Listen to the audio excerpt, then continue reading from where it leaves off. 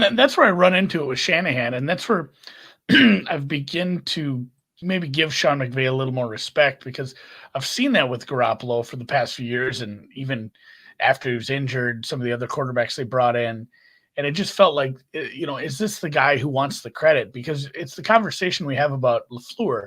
Like, is LaFleur a good coach, or does LaFleur have one of the top 5 quarterbacks of all time, and that just makes things work? And I do think LaFleur is a decent coach at times too, but if we're talking about that, everybody's talking about that. And if, other coaches start talking about that, and that's kind of the word around LaFleur, I think that would bother somebody like Shanny. And he just is fine. Like, no, I'm going to make a bad quarterback good with my scheme. And that's where I give, like, I thought McVay kind of felt into that same mold. And granted, he was grandfathered into Goff, but the fact that he made this happen where they are right now with a better quarterback, like, a little ounce of humility might win you a trophy. So I'm kind of out on Shanny because it turned out like what they did in the draft, that felt like the same thing. Like, all right, they're both going to do it. They're both going to try to make this upgrade at quarterback, make it happen because they have the rosters, they have the talent, they have the scheme.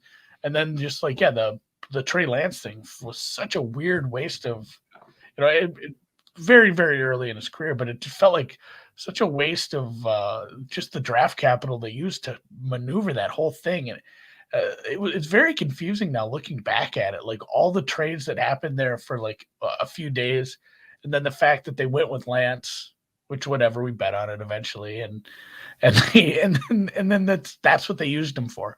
A couple gadget plays here or there, and then a forced start.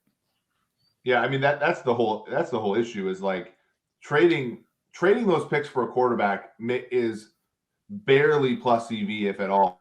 But if you don't play him in year one, it's now we're trending towards the you had a decent idea but you completely screwed it up type of thing. Yeah. Type of situation. It's sort of the equivalent of like, I don't know. Yeah, it wasn't great. And I think with Shanahan too, like, the three of us are I think we're different than like normal football people because like we actually care about what happens because we bet on the games. And like the football people thing where like they all like got this humongous like love for that Trent Williams play when Trent Williams committed a penalty on all those plays, like, and they didn't call it. And B, none of those plays worked, right?